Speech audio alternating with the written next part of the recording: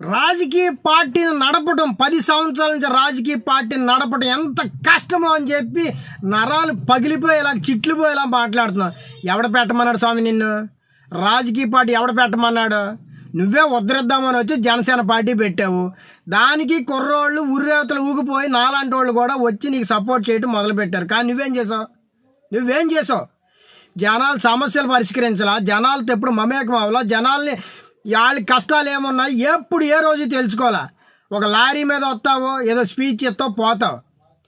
మరి నువ్వు ఎట్లా 10 సంవత్సరాల పార్టీ పెట్టి ఒక్క ఎమ్మెల్యేని గెలిపించుకుని ఆ ఎమ్మెల్యే కూడా నీ దగ్గర లేకుండా చేసుకున్నావంటే నువ్వెంత అసమర్థుడివి అర్థం అవట్లా నీకన్నా?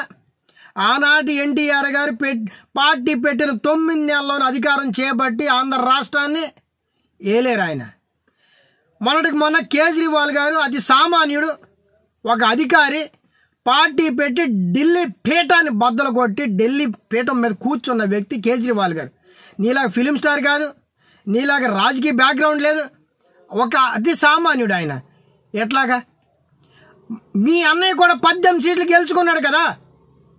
నిబద్ధత ఉంటే, రాజకీయం మీద నిబద్ధత, ప్రజలకి మేలు చేయాలన్నా నీకు ఏదో కన్సర్న్ ఉంటే తప్ప రాజకీయం చేయలేవు. జనాలు నిన్ను ఎత్తి మీద పెట్టుకోరు, మెప్పు పొందలేవు.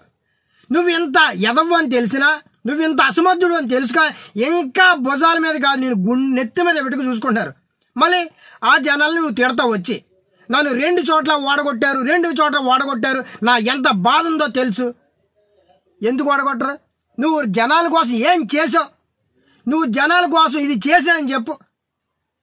ఏమీ చేయవు, పౌడర్ వేసుకుని వచ్చి ఊగిపోతూ మాట్లాడుతూ మళ్ళీ నిన్ను నెత్తి మీద పెట్టుకున్నావు తిడతావు. నువ్వు నిన్ను ఎవడో ప్రశ్నించకూడదు, ప్రశ్నిస్తే వైఎస్ఆర్సీపీ కోవట్లు అంటావు నువ్వు.